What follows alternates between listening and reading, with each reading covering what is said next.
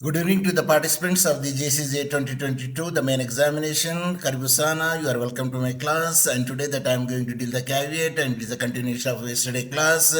And caveat means anyone, participants, anyone can unmute and read what I posted on the screen.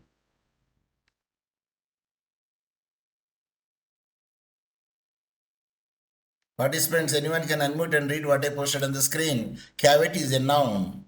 So a caution or warning to consider something before doing anything. A legal notice to be aware.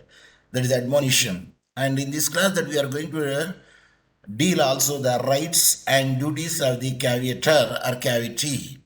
So these are the things that we are going to deal today. So without wasting the time, let me go to our class. Yes, yesterday that I made up to here where I put my asterisk, how to file a caveat. That is the thing which I want to make it out. So here a caveat under section 148 capital A shall be signed by the caveator or his advocate. A person who brings to the notice is called the caveator, where the caveator is represented by an advocate also. It should be accompanied by his wakalatnama. Wakalatnama means authorization given by the party to the advocate, and he will sign on the wakalatnama. The caveat presented shall be registered in a caveat register maintained by the courts in the form of a petition. So it should be registered and or any other form that may be prescribed.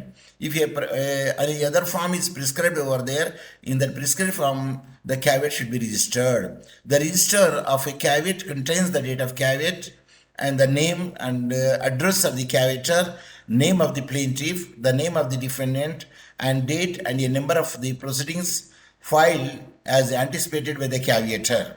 So a caveat is always filed with the copy. The postal proof and an application explaining to the court that a copy of the caveat has been sent to all the parties, and thus the court need not to do the same. Even though the court fees of filing a caveat varies for a different courts. Of course, the court fee varies from the court to court and depending upon the nature of the filing also, nature of the case also. It is generally a nominal amount of less than INR, means Indian rupees 100. The rules and format of the caveat are similar for the most of the court. So the rules and regulations almost are the same when you are filing the caveat. So these are the things it should be registered. The another point is, while filing a petition of caveat, for instance, in Delhi High Court, following below the mentioned steps should be made over there. Here one of the example would be given and how a caveat will be filed in the Delhi High Court. So suppose the caveat petition with an affidavit. So the caveat petition with an affidavit stating both the petition and the affidavit should be signed by the caveator. The person who files the caveat in the court is called the caveator. Spelling caveator, caveator. A person who presents the caveat to the court by giving the notice to the other parties and the proof with the proof. That means generally when the caveat will be sent to the other parties, you should have sent with the acknowledgement due. So the acknowledgement due is the proof of it. Apart from this, a wakalatnama, impugned order, if any, and proof of the service of the notice of the caveat also to be submitted to the court. So the notice which is served to the other parties also be submitted with the acknowledgement due also with the wakalatnama, and the proceeding should be presented to the competent court. Here the example which is given is the Delhi High Court.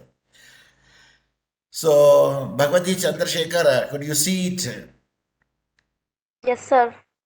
What does a caveat contain? Read this one.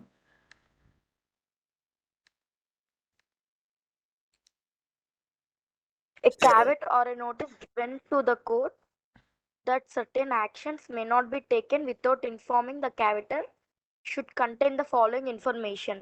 Okay. Name of the caveator, address of the caveator where the notice would be sent, the name of the court where such caveat is filed, the number of the suit and use number of appeal if applicable, brief details about the suit or appeal likely to be filed, name of the probable plaintiffs or appellants, Probable. and the Probable. Oh, sorry, sir. Name of the probable plaintiffs are the appellants and the respondents. These are all the details should be there and should be submitted to the court. So these are the contents of the caveat. Caveator means who is a caveator? Who is the caveator? A person who presents to the court that he served the notice to the other parties, he is a caveator. Either the caveator should be there or Vakalatnama should be filed on behalf of him, the advocate will represent it. What is Vakalatnama?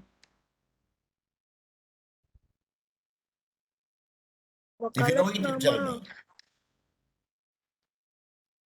Don't know, sir. If you don't know it, you say pass on. Pass on. Yes, I will show you what is Vakalatnama. So here caveator means one who enters or files a caveat is called caveator. Then what is Vakalatnama? We will tell you. I will show you the proof. Vakalatnama.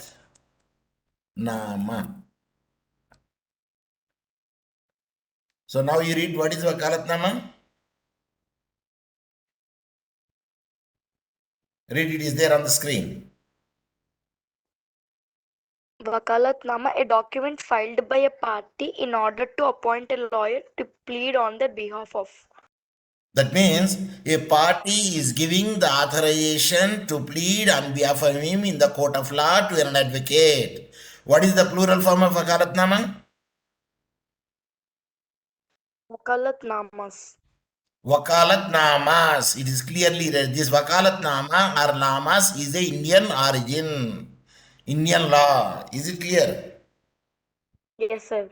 Good.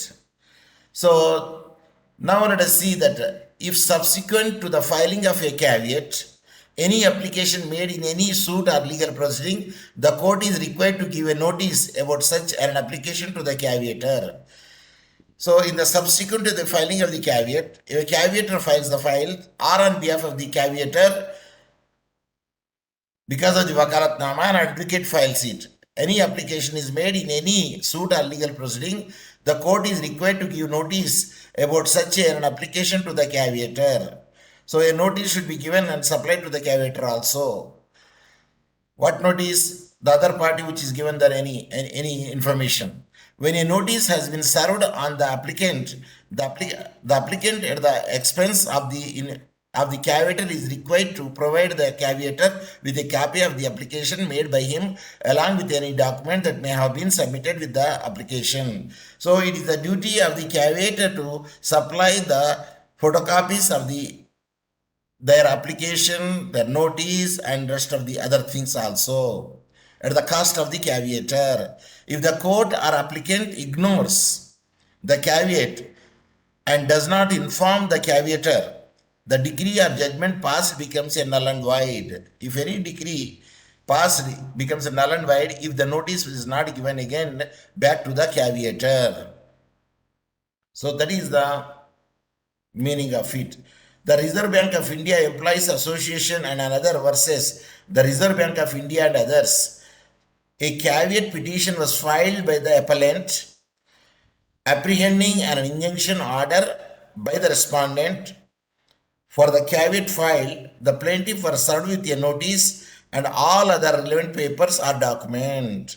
So whatever the caveator is filing, that all the copies of should be given to the other party. They were also informed that the application will be moved on 28/10/1980. However, the application was not heard on the side and the said date, rather heard later on 30th October 1980, after 2 days later. The petitioner argued that as a court failed to provide the plaintiff with the notice of the order and the judgment would be void and null, because here the caveat is filed with the appellant and hence it should be given a notice to the petitioner. They were also informed that the application will be moved and then 2 days later it is heard. The petitioner argued that the court failed to provide the plaintiff with the notice of the order. The judgment would be void and null. in accordance with the class 3 of the section 148 capital A. So whoever files a caveat, he should have to present all the details, including the caveat, its acknowledgement to the other party. And if the other party fails to come on particular date, at that time ex parte judgment will be given or ex parte order would be made. At that instance, ex parte order can be vacated provided the other party show the condonation of the delay. Why they did not file, why they did not come up. The court disagreed with the appellant and held that the caveat gives the right to be informed and about learning of the case, not takes away the right of a court to deliver a judgment order in the merits of the case. Mere lodging a caveat does not deprive the court of his power to deliver the order or judgment. So naturally, whenever a thing would be brought to the notice of the court, and the same thing should be bring to the notice of the other party also, with its proceedings and with the brief, and all the details should be there. Then only the other party knows that they should be present on particular day, or they should have to file a wakalatnama with their advocate to represent the case. Even when they file the wakalatnama, the other advocate takes the time to give the reply RWS, other written statement, for the copies which he received.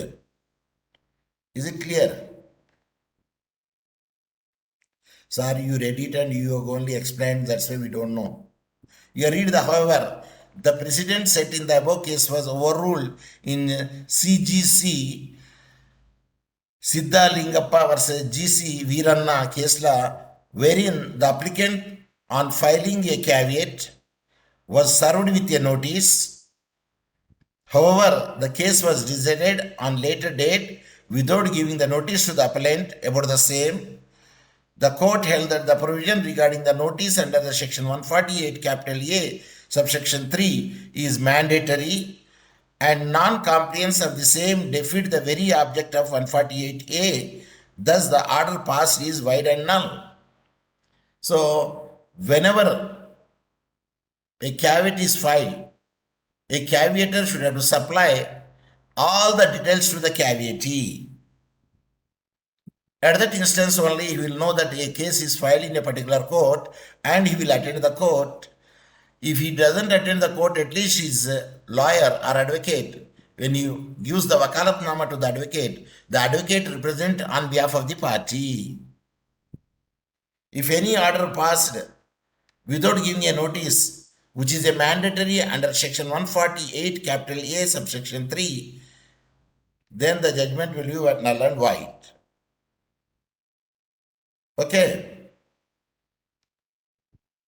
Now you tell me, what is meant by caveat? A notice. Bring to the knowledge. To whom? To the other party. Other party is said caveatee. The party who files the caveat is called caveator. Am I right? Participants, are you there? So next, right and duties, of whom when a caveat is filed, it gives certain rights and duties to the caveator, applicant as well as the court. Let us consider all these rights and duties separately. So now let us see the rights and duties of the caveator. Participants, are you hearing me?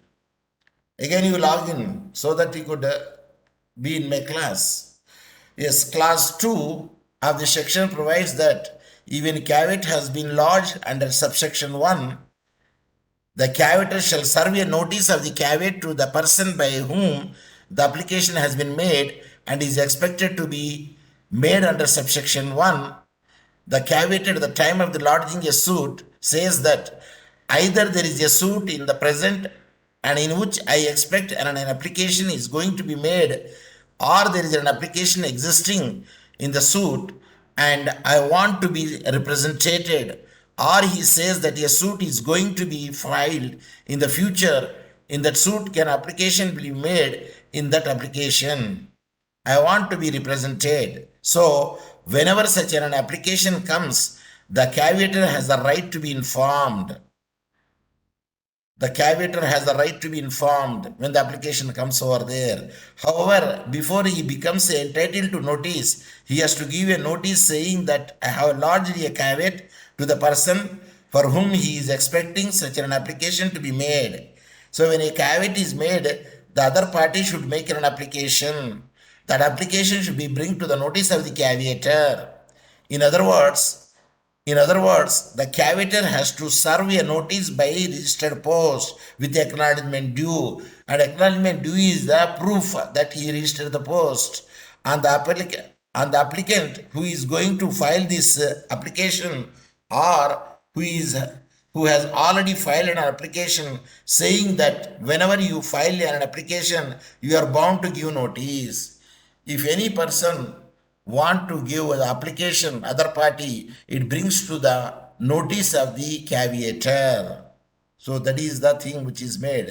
So saying that whenever any caveator file an application and you are bound to give notice, the caveator should have to give the notice to the other party with the wakalatnama and the brief of the suit with the full details of the caveatee, so that it will reach to him, and the caveator should have to produce the acknowledgement also. When an application is made by the other party, that should be brought to the notice of the caveator also. So these are the rights and duties of the caveator.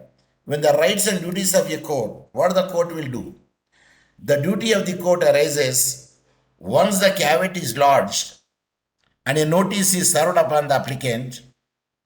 Class 3 of this section provides that after a caveat has been lodged and thereafter any application is filed in any suit or proceedings, the court has to serve the notice to the caveator. In response, when the caveator filed it and the other party has given the notice or represented by the wakalatnama, and his advocate comes over there or files a WS or any other statement, it should be brought to the notice of the caveator. That is the duty of the rights and duty of the court.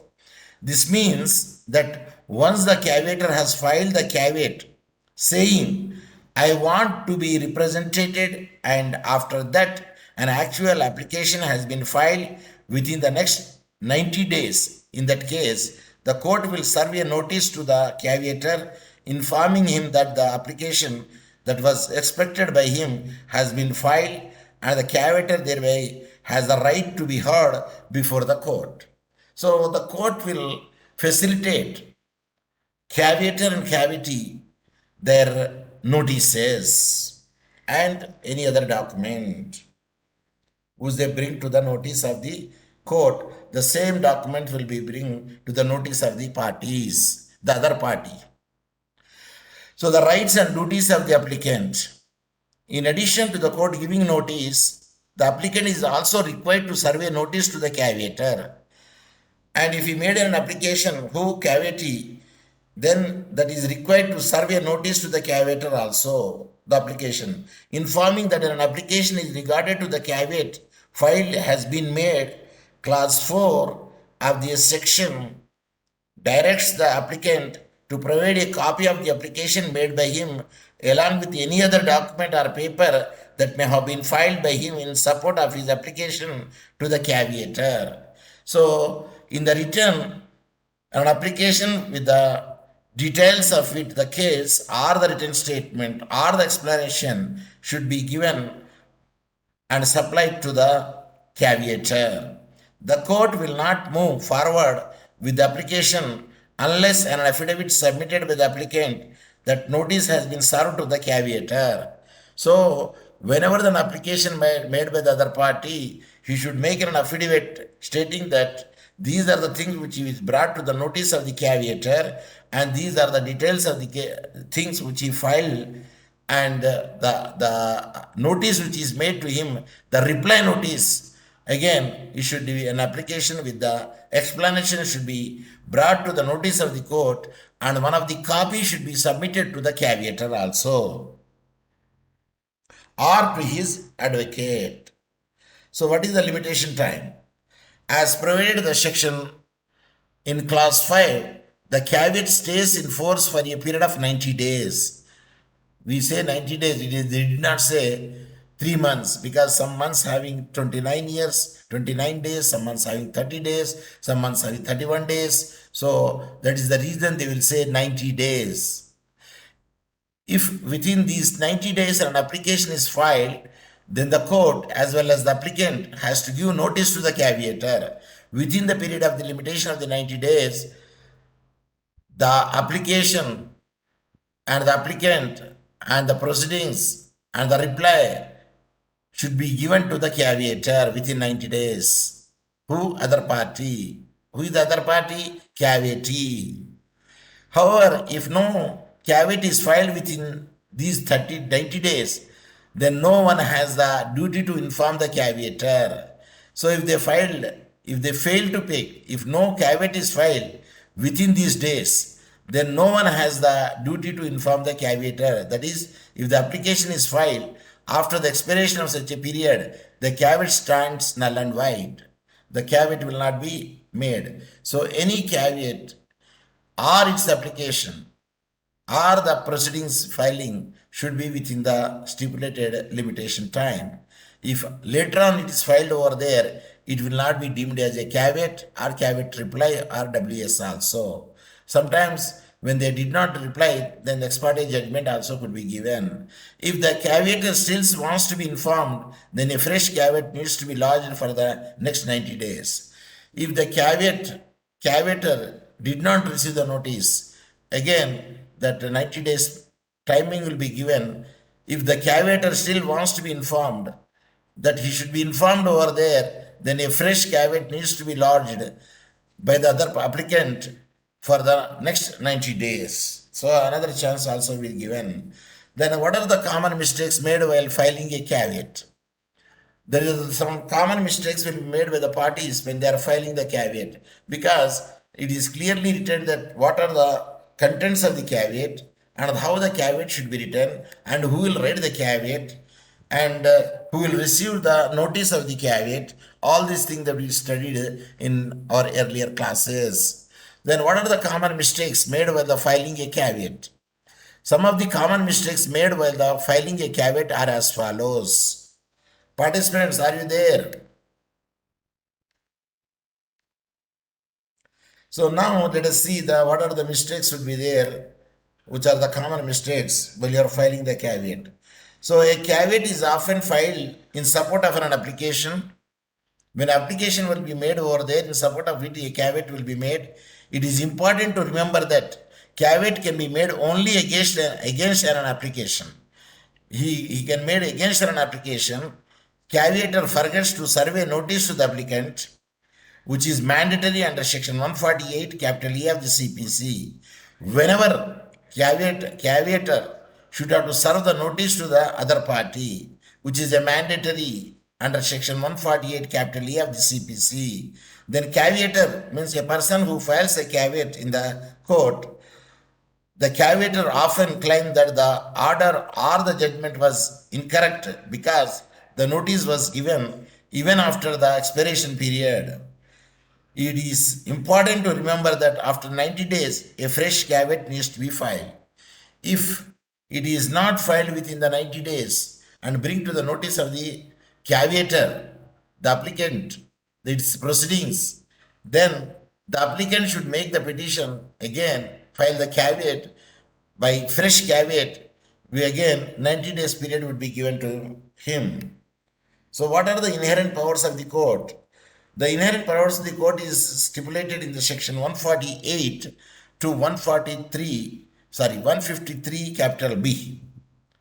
Meaning of inherent is existing in something as a permanent, absolute, inseparable, essential, or characteristic attribute.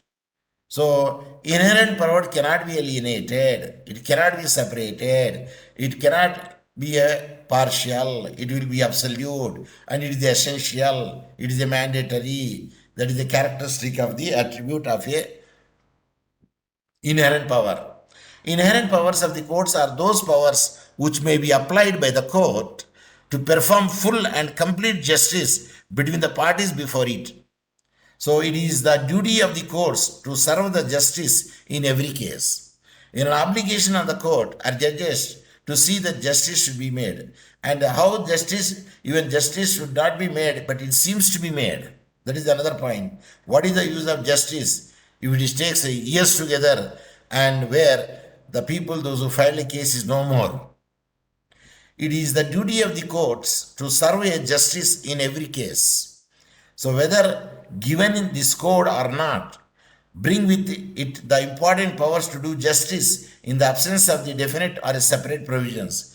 In case of the provisions are silent, if there is no particular section says over there, at that inherent powers will be given to the judges to see that the person who taps the door of the court should not go with the empty hands. Some justice should be done to him. Even there is a little deviation of the provisions are there, or the provisions are silent and there is no particular definition or section is given over there, but inherent power can be used by the court to meet the justice and to give the justice to the parties. This power is said to be the inherent power that is maintained by the court, though not conferred. It is not conferred by them, but they can use the inherent powers and see that justice should be done to the parties. Section 5 of the civil procedure, Section 151. Section 151 of the civil procedure code deals with the inherent powers of the court, of the CPC. Participants, are you hearing me? Please give the reply. Otherwise, it's a one-way traffic. Provisions of the section 148 to 153B of the CPC. Now let us see what are the provisions will say. And we are speaking about the inherent powers of the court under the section 151. So it is 148 to 153B of the CPC. The law relating to inherent powers of the court is mentioned in the section 148 to section 153 capital A of the Civil Procedure Code, which deals with the exercise of the powers in different situations. Following are the provisions of inherent powers of the court. Yes, anyone can unmute and read which I highlighted on the screen. Participants, anyone can unmute and read what is highlighted on the screen. I think there is a net problem, it seems. Okay, section 148 and section 149 deals with the grant or enlargement of time. If the grant or the enlargement of time means postponement of time, a time limit will be given some more. So section 150 deals with the transfer of business. The transfer of business will be there, that deals about the 150 of the CPC. Section 151 protects the inherent power of the court. So 151, it is protect the inherent power of the court. And the section 152, 153 and section 153 capital A deals with the amendments in judgment, decrees or orders are in separate proceedings. Even after the decree is there, judgment is given, orders are made, but still a inherent power of the court would be there under three sections, namely 152, 153 and section 153 capital A, which are amendments to be done to the judgment, decrees or orders are in separate proceedings. Enlargement of time, that is, we discussed it in the section 148 and 149, that the grant or enlargement of time. Section 148 of the CPC states that where any term is fixed or awarded by the court for doing any act provided by the CPC, it is the discretionary power of the court that the court may enlarge such a period for time to time, even though the term originally fixed or awarded may have departed. So condonance of the delay would be also there if the party did not give the notice or if the party did not file a vakaratnama, or the party did not come to the court and give its appearance. In simple words, when a term is fixed by the provision of the doing of any act, the court has the power to extend such a period up to 30 days. In the beginning, it can extend, enlargement of the tide is 30 days. This power is exercisable in the deficiency of any specific provision to the contrary. If there is no provision says, no section says over there, at that instance, they can even extend, enlarge to the 30 days. This power is exercisable in the deficiency of any specific provisions to the contrary, with the reduces or withholds the period. See, if the deficiency provisions are there, if it is in a contrary which reduces the reject or withdrawal of the period. So, if a contrary thing would be done by the other party at the time, it will not be extended. The power is limited to the extension of the time fixed by it and is of a discretionary nature. So, it is the discretion of the court either to extend the power, extend the date, time or not. Of course, when this thing, if there is a deficiency of the provisions are there, then they may it. But the provisions are very much clear what will be there. At that time, the discretion will be given based upon the party's condonation of the deloyees. So that was the thing which made it. Payment of the court fee. See, the court will not entertain any case unless until you pay the court fee. Like when you go for the land registration, the stamp duties you have to pay it depending upon the cost of the land and so much the percentage of the stamp paper should be bought. So here the court fee should be paid according to the section 149 of the CPC, where the entire or a portion of any fee commanded for any certificate by the law for the time being in force relating to the court fee has not been met, the court may, in its discretion, any step permit the person by whom such a fee is payable to pay the whole or part as the case may be of such court fee. Suppose if the court fee paid is less, the court orders the person the less fee you have to add it, the court brings the notice of it, and upon such payment, after the payment of the court fee in full and which is required as per the norms of the procedure of the court, the document is in regard of which such a fee is payable shall have the same force and result as if such fee had been paid in the initial situation. For in the initial situation, the court fee paid is less. For instance, say about 4,000 the court fee supposed to be paid. Instead of paying the 4,000 court fee, he paid only the 2,000 court fee. Later on the notice of it, the other 20 means again remaining 2,000 will be paid over there. Even though they paid the less, but still it will be considered as they paid the initial situation or initial time only, even though that rest of the 2,000 is paid later part. And that to be, the court will inform that the deficiency would be there in stability and hence he paid it later. Even though the person who paid the later also, it is considered that they paid the 4,000 in the initial situation only. So it permits the court to allow a party to make up for the lack of court fee dues on a complaint or notice of appeal. The court will not reject the plea. A court will not reject the file if the court fee is less, but it can bring to the notice of it. After that also, if it did not pay it, then they can reject it. Even after the expiry of the limitation period for filing the lawsuit or appeal, etc., payment of the expected court fee is compulsory. The payment of the court fee is compulsory for any document imputable with the court fee to be presented in the court. If you want to file any case or a document for any plea, that court fee is must. If the necessary court fee is paid within the time set by the court, suppose in the beginning they did not pay the court fee prompt, not prompt, not fully, or half of the court fee is paid, but brought to the notice later, the court fee is paid over there, then the other payment which is made earlier is deemed to be that they paid in the initial stage only. If the necessary court fee is paid within the time set by the court, it cannot be negotiated as time barred.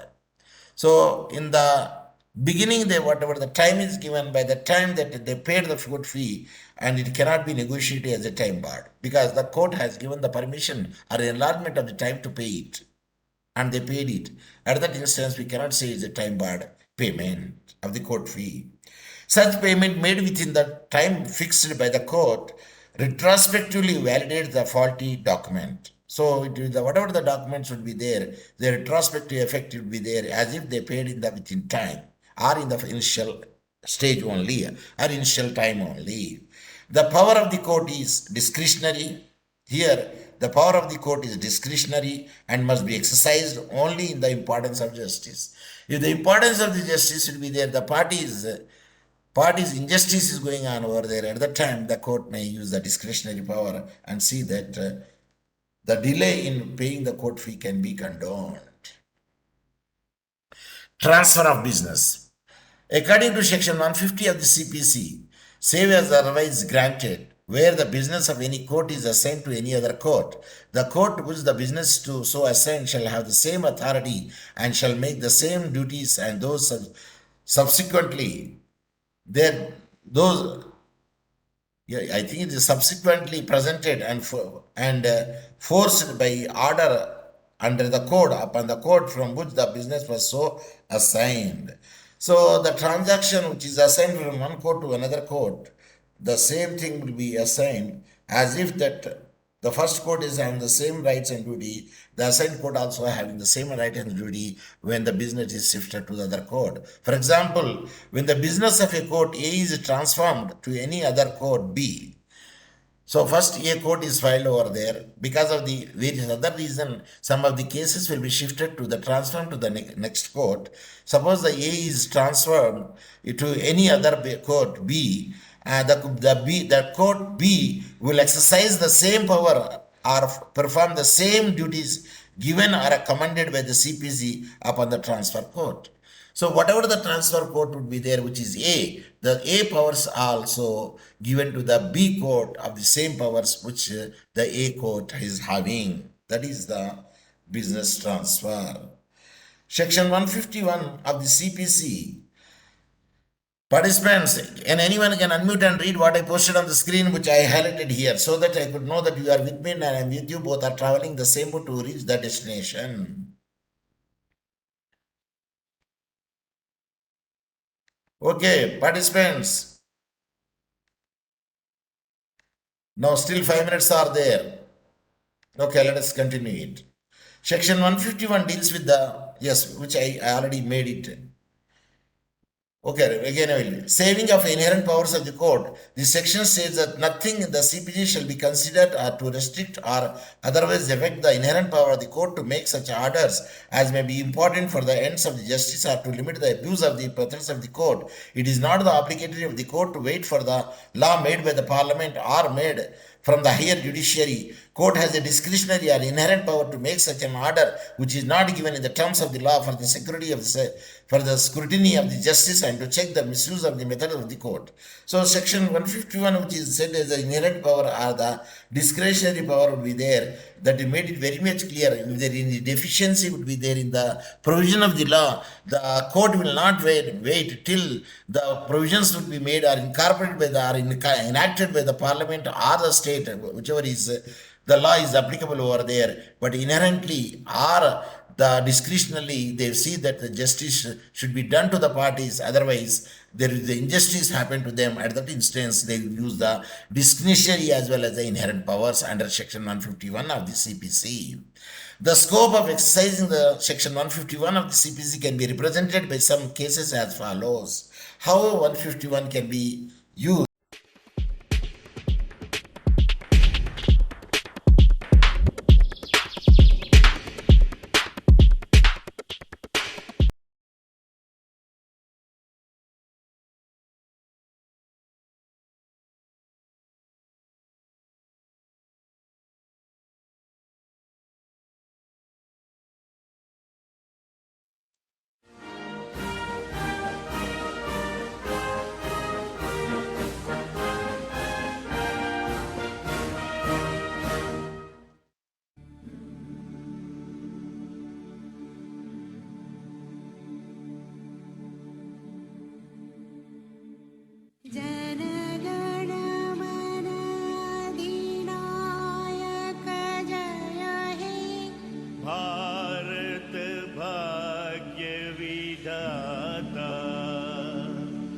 Punjab Sindh Gujarat Maratha Dravid Utkal बंगा विंध्य हिमाचल यमुना गंगा उच्छल जलधि तरंग तव शुभ नाम जागे तब शुभ आशीष मांगे गाहे तव जय गाथा जन गण मंगल नायक जय हे भारत भाग्य विधाता जय हे जय हे जय हे जय जय जय जय